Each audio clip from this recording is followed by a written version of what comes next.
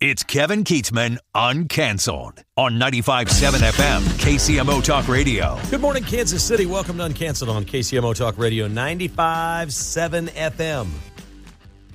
I strongly considered having fun at the start of the program and doing a mocking report that the Royals are building a stadium downtown and it's confirmed and it's done. But I'm not going to do that.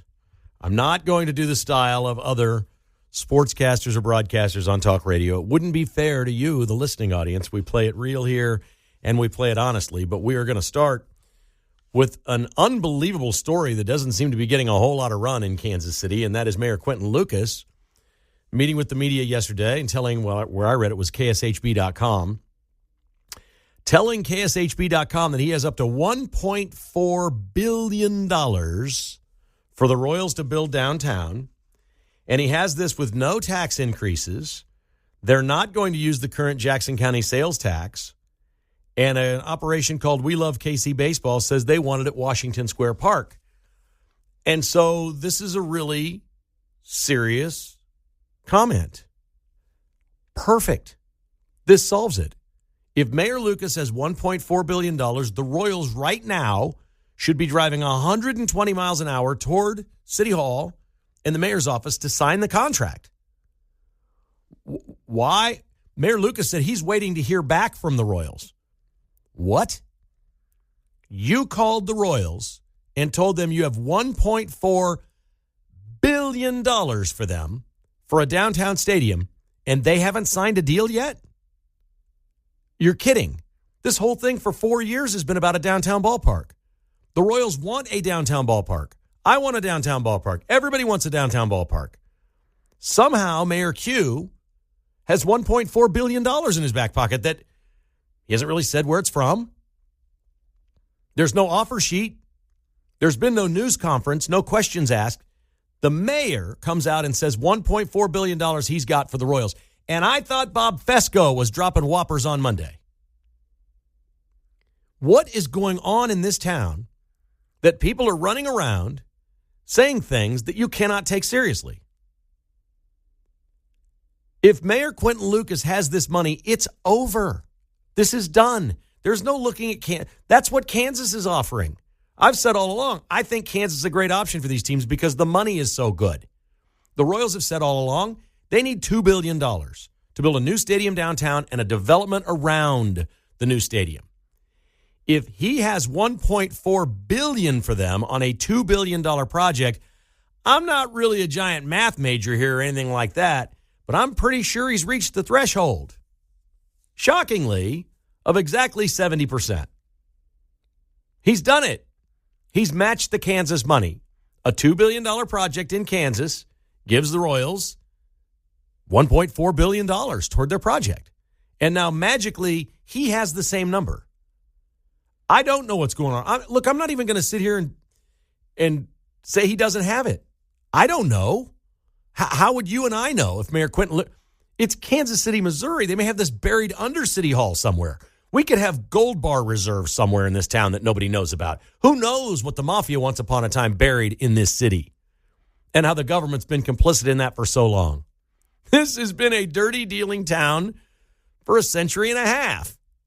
It may be laying around somewhere. There could be a slush fund just for a really rainy day when your Major League Baseball team is threatening to go to Kansas and you say, well, I found $1.4 billion for you. But the really honest and serious question is, if he contacted the Royals and told them he has $1.4 billion for them, this is the funniest part, for either a downtown stadium brand new or they can stay at Kauffman. That's preposterous. So let's focus on the downtown ballpark. If he called them and said, we have that, and he says he's waiting to hear back, what? Waiting to hear back? Wouldn't John Sherman immediately drive to meet with him or have him out to the stadium or fly him to Arizona or wherever I'm sorry, you've got what? You have $1.4 billion for me? Let's sit down and talk privately, the two of us. How's this going to work? I don't know what's going on here. Mayor Q's in one of two spots, okay? And I'm not picking on Mayor Q. I hope he's got it because we can put this thing to bed. An outstanding solution would be closing the Truman Sports Complex, moving the Royals downtown, and having the Chiefs at the Legends. We would all find that we're very happy with that. All of you that complained about we don't need a new airport and all that, okay, there's things about the airport we may not like, but come on. It's so much better for our city than what we had. It is. Don't fight things because they're new. So many. Channel 41 does this story, and they talk. They do the man on the street interview. We got with Royals fan John Smith here to see what he thinks. Oh, there's great parking at Kauffman Stadium, and it's in a perfect central location. Huh? Okay, we know there's a big parking lot. You can get in and out. Perfect central location? The Royals want to move because it's too far away from the fans that buy the tickets. That's the main thing. And they got 2 hubs for that. One would be Johnson County, where all their season ticket holders are. The other would be downtown, where all the young people live and would like to live from those apartments, condos, different urban areas. They would like to walk to the ball game. And they might go on a Tuesday night and slam some beers because they're 26 years old. A new set of fans exists downtown. That's what the Royals are looking at. Their current set of fans with the money exists mostly in Johnson County or on the Kansas side. But these fans, it's almost a waste of media time. Oh, we love the parking lot, and it's such a great, perfect location. It's not a great, perfect location. Nothing has happened there. When Mark informed me that the Denny's had burned down, it crushed me. I was like, the only restaurant around the stadiums is closed. We had a Denny's. You could literally get Moons Over Miami after the game. I'm sorry, my hammy. Moons Over my hammy. It's a ham steak with a couple of eggs. Used to could get it for $2.99. It's probably $5.99 now, but whatever. You can't even get Moons Over my hammy after the game anymore. The hotel's closed. It's not a great location. I don't get this. So what I said I did a lot more on the media and Bob Fesco's fiasco on my podcast today. If you want to hear that, you can go to the podcast. It's Kevin Keatsman Has Issues. You can listen to it all. And I'll spend much more time on media and Bob and I like Bob, and he's a good guy, and he's got a nice family. He's a good family man. Just got out over his skis. We've been asking the questions because Pete had some great stories a couple of weeks ago. I had a story that we busted out here. We stand by those stories. We know what they are. They're truthful. Was he feeling pressure to come up with something?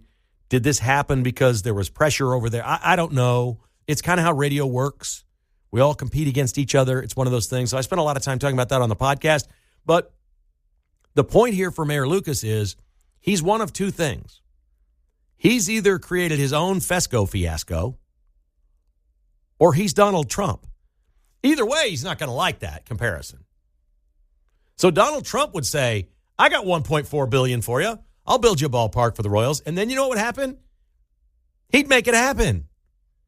So Q's got 2 things. There's no chance Kansas gets the team if Mayor Q has $1.4 billion downtown with no vote, no tax increase, and no issues. He's just going to hand it to the team. It's done. They're going downtown, and everybody's going to be okay with that. We can stop the squabbling. Let's put the Royals to bed. If Mayor Q has 1.4, this is over. Let's make no mistake about that.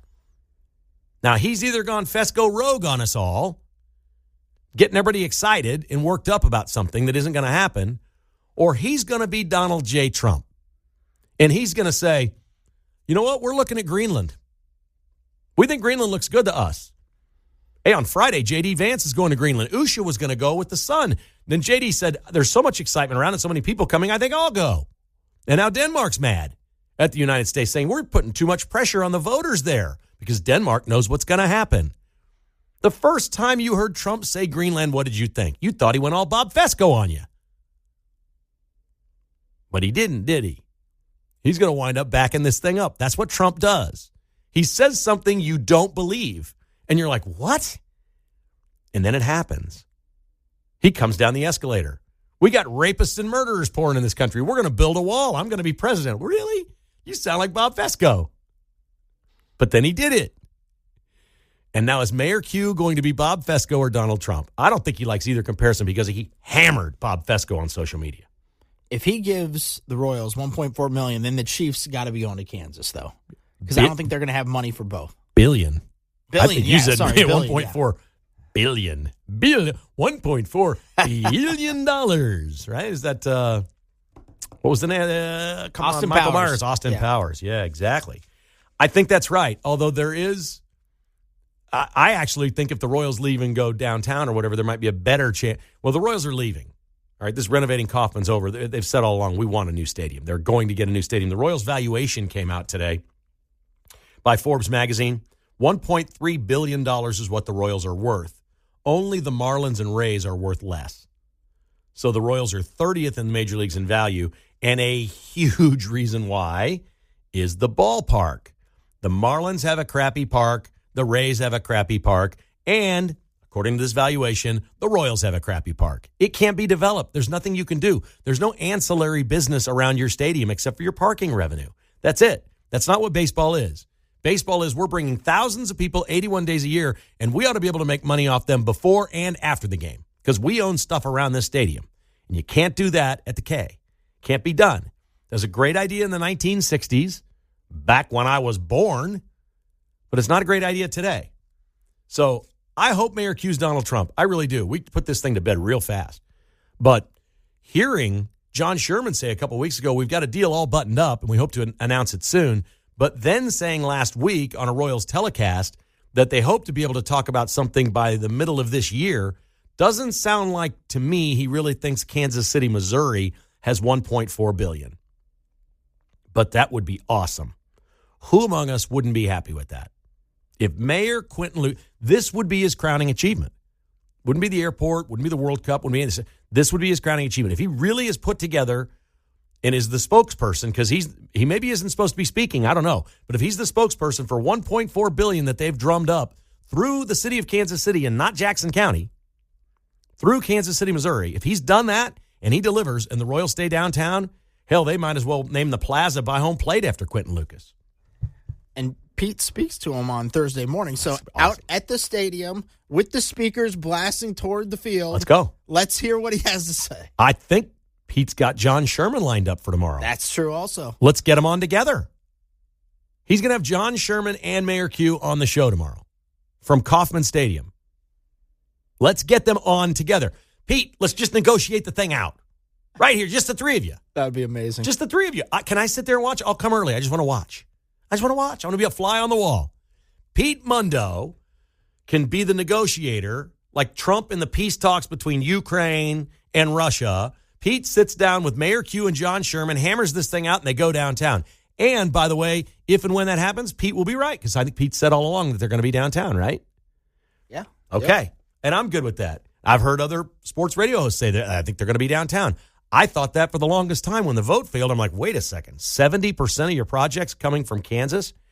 I don't see how Missouri can match that. But Quinton Lucas is now saying financially he can match the state of Kansas, and that should end it. This should be over. The Royals belong downtown. Mayor Q rides in on the white horse, and he is Donald J. Trump. How great is that? Do you believe it? Give me a call. 913-408-7957. Who the heck are you going to believe these days? We'll talk about it next on Uncanceled. We're back on 95.7 FM. Thank you for being with us, as always. Appreciate it. Nice work by Paul Gallant this week, filling in for Pete Mundo. Mundo is back tomorrow. We'll be broadcasting from Kauffman Stadium. If I can remember how to get exactly where I'm going. It's been a while since I've broadcast from Kauffman Stadium. Since I've actually done a show at Kauffman Stadium, has probably been close to 20 years now, because we got locked out because the contract was with other radio stations. They wouldn't let us in to do shows like that. So I'm looking forward to that. We'll get back out to the K tomorrow, have some fun for opening day with the Royals. We're talking about the ballpark issues, which Mayor Q seems to have solved. It looks like this whole thing is finally over, which we love. Let's go to the phones. Fred is up first today in Overland Park. Good morning, Fred. How are you? Good. How you doing? Good, buddy. Yeah, as Mark knows, I've been waiting over 3 years for the Royals to send a limo to pick me up because I've had the solution for the downtown airport for 3.5 years. Move the damn downtown airport up to KCI. There's more than enough room. It's not that much further from where it's at. Then you build the stadium on the river edge, and there's more than enough room there for clubs, hotels, and it has access with 2 highways. All right, Fred, we've heard you say it before, buddy. I'll just officially go no comment. You need a downtown airport. There's a lot of traffic there. We don't need those planes congesting up KCI. That's the last thing we need. I got a lot of problems here. The ballpark has to, generally speaking, face to the northeast, which means there's no view sitting in the seats. You're looking at the Northland. You'll have a nice view of North Kansas City Hospital. You can sit right there in the upper deck and see if the helicopter's flying in, bringing a life flight in. These people aren't that stupid. If that were the spot and that were the solution, I think they'd be on it. We've never heard that from anyone other than Fred. It doesn't make it a terrible idea. I just don't think it would work out. So I'm not here to be some kind of mean guy. That's not me. I'm not going to play Mean Girls on you. Is that what Gallant said earlier? Somebody was in Mean Girls? I don't even know what that is, but it sounds like they're really mean. Here's Cody in Blue Springs on 95.7. Hi, Cody. What's up? Oh, hey. I just have a story, and then also I have maybe a potential idea. But what I've heard from other people, they actually revisited the idea of downtown stadiums, actually before even the Royals. That back in the day, like let's say 15, 20 years, they were thinking about putting a team kind of opposition to the T-Bones downtown. And pretty much at that point, they said it was basically even a 10,000-seat stadium downtown was unfeasible then. I don't know if anything's changed now. And I think they were specifically looking at that Washington Square location when they said that. You might want to dig on. You might have heard the story before, but it's one where people may have forgotten. I don't know why you could only put 10,000 seats in a stadium. You know, you can build 3 levels. Well, I mean, I'm not saying. Are you telling me the ground is swampland and it's going to sink into the earth? I'm saying population, like getting like the people in and out. It's going to be harder than Kauffman Stadium. Just listen, everybody listening. First of all, how many games did you go to last year? I watch them all. Okay, there you go. This happens every time. I've done this. I've done this for 25 years listening to Royals fans talk about how convenient it is and the parking, and we can't move downtown because we got to have ease getting in and getting out. And then I ask people, how many did you go to last year? And they go, well, I watch on TV. Okay, that's the problem. You watch on TV because it's not that fun to drive all the way there, go in, watch your game, go back home, whatever. If it's downtown and it's a special day and you can go early and the game's at 7:05 and you're down there at 4 o'clock having a little happy hour and a, meatball appetizer or something before the game and you've got friends around and people are walking around the street and it feels like something, it feels like you're alive, that's what people want to do. That's what brings people to the ballpark. And they don't care if it's congested. They may Uber. Heck, there may actually be somebody get on the trolley if the Royals were downtown, and they wouldn't be as empty as the buses. Every time somebody tells me the stadium has to stay where it is, you tell me that you don't go to games. Just don't.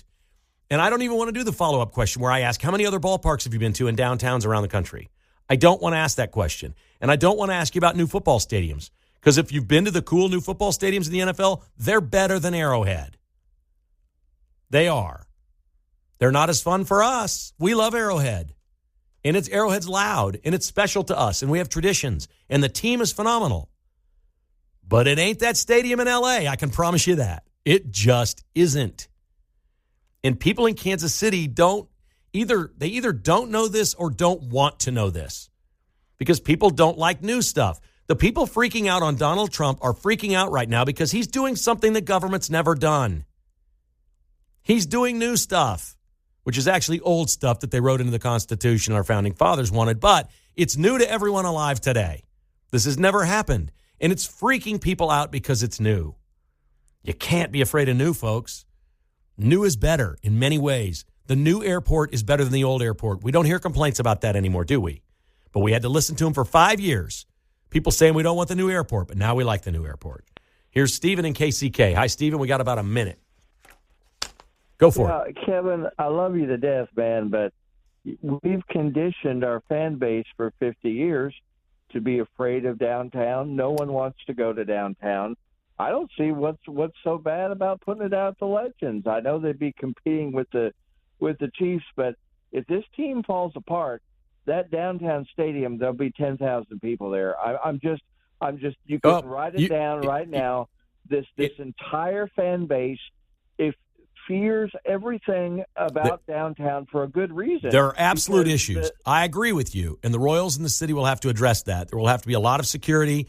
The people that drive down there and park in side lots, side streets, things like that, they're going to be very careful about smash and grabs. We know what's going on with people and cars that are vandalized and things that are stolen. The easiest way to keep your car from getting vandalized is put an American flag sticker on it and an NRA sticker. Just put it right on there. There is now that they want to shave all the race hustlers and want to shave all the money out of there. Put it in Wyandotte County. All right, buddy. I'm sick and tired of being forced. All right, I'm up against the break. You're for Wyandotte County. There you go. We're back with more Uncanceled on KCMO Talk Radio. I'm Kevin Keatsman. I mean, we're halfway through the show. I haven't even looked at my show notes yet. I got 100 topics here today. I haven't even looked at them. Everybody wants to talk about Mayor Q's $1.4 billion. I love it. That's awesome stuff. If you'd like to join us, we can still take some phone calls. 913-408-7957. Donald Trump did an interview with the folks at Newsmax and said some interesting things. These are just right in your wheelhouse. You're going to like these. I'll get to the signal thread thing in a moment, but you'll like this. He says he's going to look into Ashley Babbitt's killing on January 6th. Okay, that's pretty cool. He also said there will not be very many exceptions to the tariffs with countries around the world because we've seen him sort of negotiate these as he goes. And I don't know if his tariff czar is going to be doing this or how much time he'll be able to pay attention to it day to day. But there's so many countries in the world, these tariffs are all over the place. I saw a report earlier this week that India apparently is rethinking the tariffs that they charge on our products going into their country. Really? Oh, we're going to charge you now for the trinkets you send over here, and you may not charge us because you really don't want to pay that. Very interesting. Hey, that works all the way around. That's what's driving businesses to come to America. Yes, there are incentives, there's pressure. They don't want to pay the tariffs on the products coming into our country. But if they build stuff here, what they know is they can now make things in America and ship them elsewhere to places with lower tariffs. I'm not a genius on this stuff in any way, shape, or form, but it stands to reason that instead of the External Revenue Service making all this money in tariffs we're collecting, what's really going to happen is we're going to stop paying the tariffs to export our goods to the other countries. The easier move for those people will just be to take theirs away from us and say we don't have to pay it, which is great for American business. Think about that for a second, what that means for businesses in America. I mean, either way, it's a win. Either way, it's a win. And maybe it's 50-50. Maybe half of it is what we collect and half is what we save going away. I like that. He also spoke with Newsmax about the Signal thread or whatever they call this app that our security folks were on. They're having meetings on it today. And yes, Michael Waltz, staff made a mistake here. A staffer made a mistake and included a reporter. It sounded to me like it may be just as easy as looking in your contacts that you're adding a phone number into this group chat that is secure. There's no question it was secure. And it was the way that the government works. The Biden administration used it. Everybody uses this app in the government. It's what they're supposed to be doing. They weren't doing anything wrong. What they did wrong was put Jeff Goldberg in there, which was JG. You know, your phone pops up and you just see two initials. The working theory is that the aide who was putting numbers in had another JG in his contacts and hit the wrong one. And apparently there was somebody that's some sort of liaison or secretary to agriculture. There's somebody in Trump's administration that is JG, but I'd never heard of him. But they were going to be included. And it wasn't just the 5 people that were texting here. Apparently there were a lot of people in this group. It wasn't as small as you thought. And they just put the wrong JG in. And that's how Jeff Goldberg got in there. The staffer actually had Jeff Goldberg's number at the Atlantic. I could see that happening. We've all screwed up. It's terrible. It's wrong. It's bad. It should never happen at that level and on this group chat. There should be some sort of a password to get into it, you would think. If you're included or invited, that you have to prove who you are. Something. There's no facial recognition. That seems pretty easy. I sit here every time I sign into the Cumulus website, or not every time, but once or twice a week, they want me to reconfirm. They pop a number up. We want to see that you Face ID, and then is this number correct? Put it in, and I'm back in. They're very serious about keeping people out. That definitely shouldn't have happened. But the fact that it isn't the end of the world. And Trump says, I'm very comfortable that I figured out what happened and it won't happen again. And he's going to keep using it. They're going to keep using this app, so we're cool with that. Local officials now say they're working diligently with the FBI and the ATF to find the person who set the Teslas on fire in Kansas City. Pete Mundo's where I heard the information first, talking about the Tesla dealership on State Line. And somebody went and set fire to him And it didn't make as much national news because one happened in Vegas at the same time, and that got the headlines. But this one's now getting more national news. It looks like the FBI and ATF are involved, and they're willing to say that they're involved. And I don't think these people know what's going to happen if the FBI picks them up. You definitely want Quinton Lucas's guys to get you first. In fact, you might just want to walk to the Kansas City, Missouri police station and turn yourself in to the local authorities. That might be a better play for you in the end. These are going to be real sentences. These people have been labeled domestic terrorists by the Trump administration, and the FBI and the ATF have been informed that these are domestic terrorists and go get them. And do not talk to me about the comparison between J6ers that walked between some velvet ropes, took some selfies, and walked out of the Capitol versus people that are setting car dealers on fire and breaking glass and vandalizing and doing these other things. Doesn't add up. Those things don't equate to me. They really don't. They're just not that similar. And I know people on the left are going to say, oh, Trump's just doing what Biden did. He's weaponizing the FBI and the ATF against innocent citizens who are exercising free speech. 8 Molotov cocktails on a slew of Teslas right outside a dealership, setting them all on fire, is not free speech in any sense of the word. There's been a gazillion executive orders signed by Donald Trump. I think my favorite was yesterday. It's the election integrity one. And Will Scharf was there, the Missourian, the lawyer from Missouri who lost his Secretary of State race, I think is what he ran for this last year. He lost that race. AG. Yeah, he lost to AG, to Bailey. Okay, so he lost that.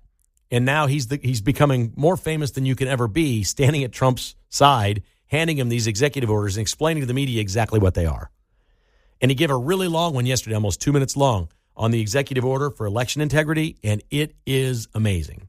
I'm not going to repeat it all here, but it does some really, really cool things. If they can turn that into law, not just an executive order, we're going to have free and fair elections for a long, long time. I am very excited about that one. I loved that one. I also love Marjorie Taylor Greene. She's having hearings today with the CEOs of NPR and PBS, who don't compete. NPR station in Kansas City does not. I've never even seen them as competitors. Yes, they get listeners, will compete for listeners, but they're funded by the government. They don't operate like KCMO Talk Radio. We need listeners. We need sponsors to support the programming. And if we don't, poof, this thing just goes away and you don't have your favorite radio station anymore. That's how free enterprise and capitalism work. NPR and PBS are just funded by your tax dollars. So they sit on there and spew a bunch of liberal stuff every day because the money's coming in whether anybody's listening or not. It's ridiculous. Let's go back to the phones. Ginger is up on Uncanceled. Good morning, Ginger. How are you today? Hi, Kevin. Hi. Are you there, Kevin? Yep, go ahead. Oh, sorry. Yeah, I just want to know why you're downplaying the call for your listener, or the fact that they were on Signal for your listeners. It's dangerous how you're downplaying this. The reason that they don't have face recognition on Signal is because it's a texting app. It's right. Not where you're supposed to share war plans. That, as we all know, is supposed to be done secretly in a skiff. But no, so why? I don't understand why you can downplay this. Well, and you said that Biden shared. I mean, come on. Everybody in the government has used this. There's no, and you even said, hold on, real quick. Okay, sure. You even said there's another JG. You don't know who it is. No. But there's got to be. So you guys are going to do everything you can to search for this anonymous JG. So do you think this was a nefarious move by the aides, some sort of an uprising, trying to up? I think the guy, whatever his name, the advisor was an idiot. Okay. And included the wrong person on the text. Okay, good. So you don't think this is something nefarious trying to overthrow the Trump administration? Good God, for one bit, just finally just admit it's exhausting. What is? They were sharing war plans. I have a friend's daughter who's getting ready to go to West Point. I'm supposed to feel comfortable with the fact that she's going to have to serve under people who are sharing stuff on war plans on an open app on a plane in Russia. One of them wasn't. It's a secure app. It's a secure app that the government uses all the time, and they have for quite some time, and everybody uses. And it's a secure app. A mistake was made. A human error occurred. It's bad. I'm not saying it isn't bad. You and I are just on a different deal. Admit that there was a mistake. Don't try to blame Biden. Don't try to claim there's another JG and that an aide screwed up. It was this guy screwed up. They all screwed up. They should have been doing this. No argument. No, I don't. From what I've heard so far, I don't agree that they shouldn't have been doing this. This was not the plans. This was just one thing about, hey, this is going to happen henceforth in 2 hours or something like that. There was not a lot of great detail here. It wasn't a war plan. It was informing people in the chain of command that this thing is about to happen. It's not a war plan. Okay, we don't know the war plan. You got to be honest with yourself. We do. He released it. He released the whole text. He put the exact time that the bomb was dropped. That's a war plan to you? And then a drone dropping one thing in one place in Yemen is a war plan? What war are we at? Name the war that we're in. Ginger, name for me the war we're in. Name for me the war. What is the war? If this is a war plan, I'm going to put you on hold. You're on hold. I did not drop you. Tell me the name of the war we're in with the Houthis in Yemen. Just tell me the name of the war, and then I'll tell you it's a war plan. It's a drone strike for people who've been firing at our ships in the sea, in trade lanes, and they're done with it. This information, as stupid as it was that this person was involved, and as bad a mistake as that is, was never going to get out because guess what? The person that was reading it thought it was a hoax, didn't believe it, and couldn't possibly have gone forward with that information. Nobody was ever in harm's way. The mission was executed perfectly. Sometimes, Ginger, you got to step back and say, did this work or did it not? Okay, we made a mistake, but guess what? 13 people didn't die, like when we pulled out of Afghanistan. Nobody was harmed. The mission was successful. They've learned a lesson. Maybe we look at the silver lining and say, great that it happened this way, on this one instead of some other way.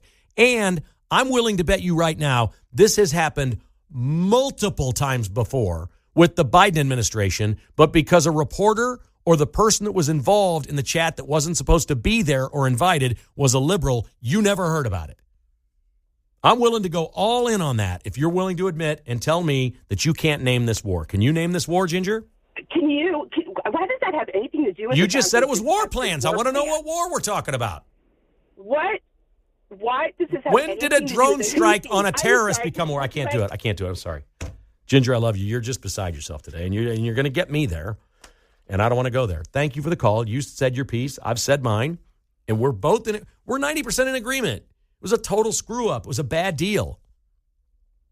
As really dumb, bad things go, this one kind of turned out okay. Honestly, if we're just going to be honest about the thing. You tell me I'm wrong. I'm okay with that. All right, we're back. We got a lot of people want to chime in. I think they want to react to Ginger is my guess. We'll do that next on Uncanceled. This is KCMO Talk Radio. I can't state loudly enough how much I respect Ginger's opinion. I'm sure she's still listening. Ginger, I really do. And I don't want to see anybody in harm's way either. And all of the people in our service, it's my understanding this mission didn't have anybody in harm's way, like at all. And it's not a war. It's not a war. It was a strike on a terrorist target. We've done that forever. And we successfully do those all the time by not putting people in harm's way. We do them from the air. We do them with drones. We do whatever we do. This wasn't the SEALs going in and getting bin Laden. Okay? It wasn't that mission. That's a little different. This wasn't even classified. The chat wasn't even classified. So I'm totally with you on the safety and security of our personnel. Couldn't say it. I totally respect that. Man, we just see this mission different and what this thing was about. That's all. Here's Jeff in KC on KCMO Talk Radio. Hi, Jeff. You know what? There's 2 high fives to you, brother. You are my hero. You have a low bar.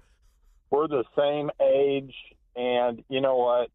Age and the wisdom that it gives you, the lines and the gray hair and everything. I'm telling you, the way you handled that, very classy, very good. And, you know, the thing is, when Ginger gets a few more lines and a few more gray hair, she'll understand. But this is all a lot of theatrics, and this is all a lot of games and all. But my hat's off to you. Appreciate the call, Jeff. You do such a good, classy way of handling this show, and I appreciate it, and I very much enjoy it. Thank you. Thank you, Jeff. That means the world to me. You'll never know how much it means when people say they enjoy listening, and I'm thanking you for being here every day. It really, really, really means a lot to us. Thank you.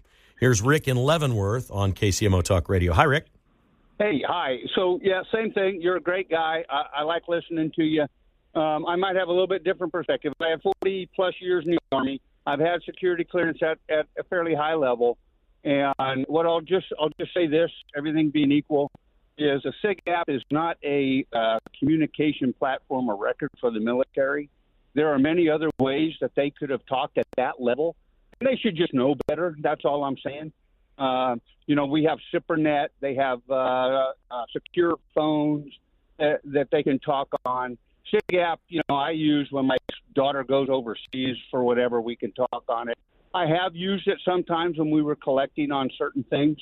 But for the most part, it's not a program or record. There's better ones out there for these guys at that level. You know what I mean? Yeah, it just appeared to me from me reading it that they didn't think it was that big of a deal, and we still don't know how many people were on it. It seemed like they just wanted a big area where they could let people know it was not classified, and it seemed more casual. Now, you'd know better than me. When you had clearance, you were talking about something really important or high level. It seems like it would have been more detailed than American flag emojis, and fist bumps. This was a pretty light conversation.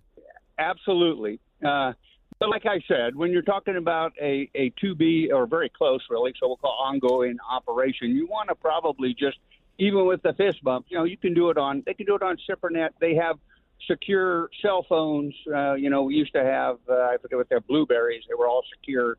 And so you could do it there. And I imagine they have all of that to include secret SIPRNet in their house. I know generals, they have the ability based on what they have to do and what they know. So as a bare minimum, this was probably FOUO information not everybody needed to know. No, it's great because I think what you're saying is if Trump is believing what, and thank you for the call, if Trump hears that or knows that now, he's like, when you're on this SIG app, no more military talk. Nothing. No. Do that somewhere else. Anything related to our actions should never be on there. That seems like a reasonable step at this point, and I'm sure that will be the case going forward. All right, Mark, we spent a little time yesterday talking about ballpark food and some of the cool things. And they try to reinvent the wheel and come up with things that are, we've got the Z-Man at Kauffman Stadium. We're all happy with that. Oh, yeah. They're not reinventing something. They give us something we love. I think the best is when you just go rogue and say, we're going to do something everybody loves better than everyone else. Would you kind of agree with that, or do you like to try all kinds of weird new concoctions? I don't like to go crazy on it, but especially if it's expensive. I don't like to try something new that I just don't know if I would even like. So the ramen bowl in San Francisco is probably not your thing. Yeah, probably not. The Giants have that this year. Mm-hmm. When I was a kid, the first ballpark I went to that was not Kauffman Stadium, we drove to Arlington to go to Six Flags for a summer vacation. We went to a Rangers game. And you're not going to believe this, but John probably agrees with this. We're of a certain age where we didn't grow up with nachos. We didn't have nachos. I get to Arlington, they're selling these things called nachos. I'm like, what the heck? Get them. It was awesome. It was chips and you just dip them in the cheese. Well, the Rangers are back. They win. They have a boomstick burrito this year with a 26-inch tortilla. Okay, that sounds good. And it's only filled with the stuff that guys like. It's rice, it's beans, it's taco meat, it's nacho cheese sauce. They're going to throw a little lettuce in there to make Robert F. Kennedy Jr. happy. Yeah. But that's it. It's 26 inches. That sounds amazing. That's got to feed your whole family, wouldn't it? Yeah. How do you cut up the boomstick burrito at a ball game and share it with your family, or do you just pass it around? Yeah, probably just pass it around at that point. Nobody can eat that one. Hey, it was a great day. Thanks for listening to Uncanceled. The Vince Show is coming up next on KCMO.